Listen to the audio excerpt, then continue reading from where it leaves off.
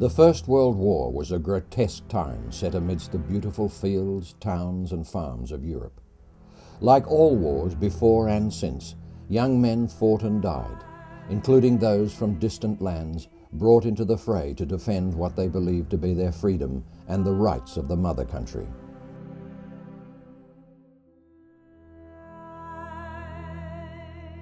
Just getting ready. We're probably about an hour and a half before we do our first shot. Just prepping everything. Just make sure we're ready when the sun goes down, really. I got it. Before we go on, I'd like to introduce you to the heads of the department. Fung here is our DP for tonight. Clint is our executive producer. David, our director, is down here. Tonight we will be setting off some explosions in this area here where you see the witches' hats. They may move. So basically from where you are now, from here, is a red hot section. So the beginning of the film has all of our guys during all the excitement stuff, all the ordnance and stuff, and then the rest of the story is about Richmond and his ghost. Writer-director David Sander conceived Ghosts of War to explore the idea that those who fought had to separate the man with his humanity and the man as soldier. So there needs to be a strong light from here. Yeah, I'm going to use that one. I'm going to kill that one. Yep. Just going to do it under light from here. Just go with fire. Are you going to face on, or are you thinking, what sort of angle are you thinking?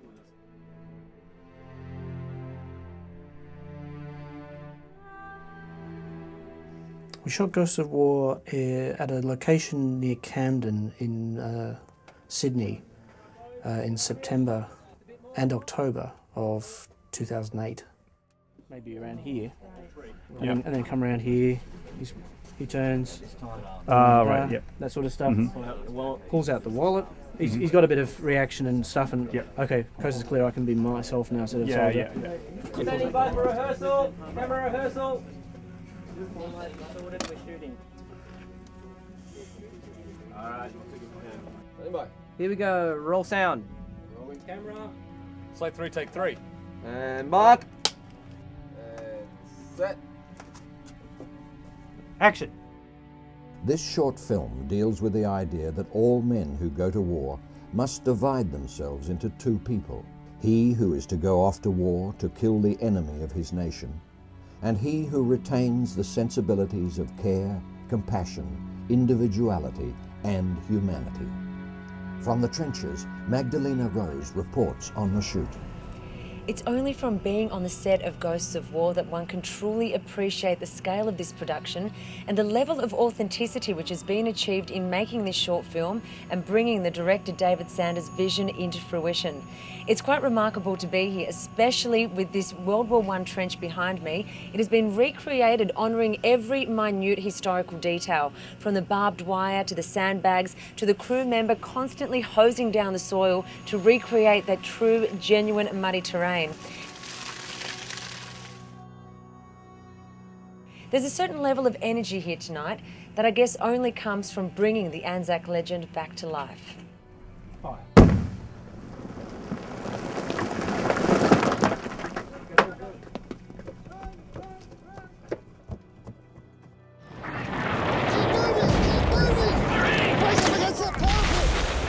Jesus Christ! Joe, where the hell is everybody? ANZAC stands for Australian and New Zealand Army Corps. The soldiers came to be known as Anzacs.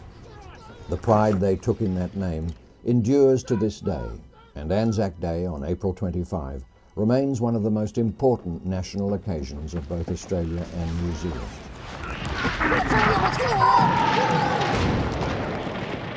The equipment that you see in the film is highly authentic.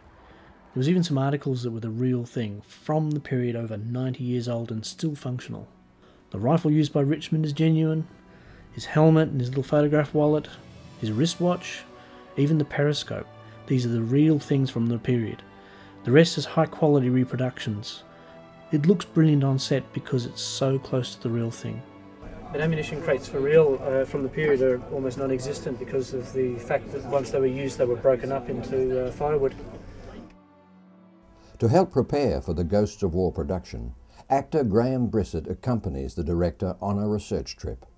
The Australian War Memorial in Canberra is a world-class museum and research archive.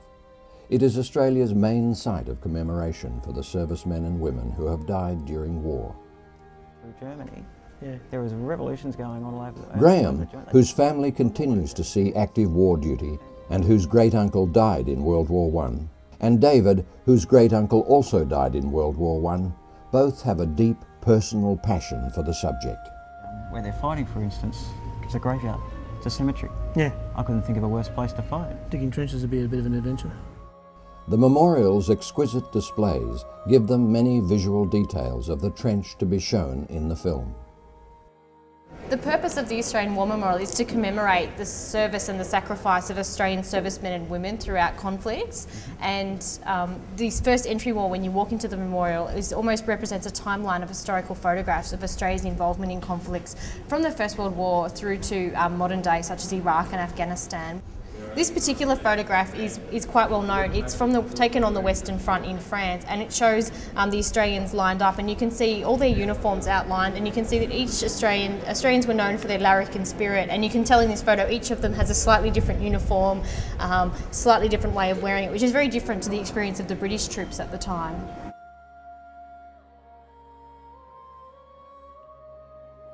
Following Anzac Day and Remembrance Day services, families often place red poppies beside the names of relatives on the memorial's roll of honour.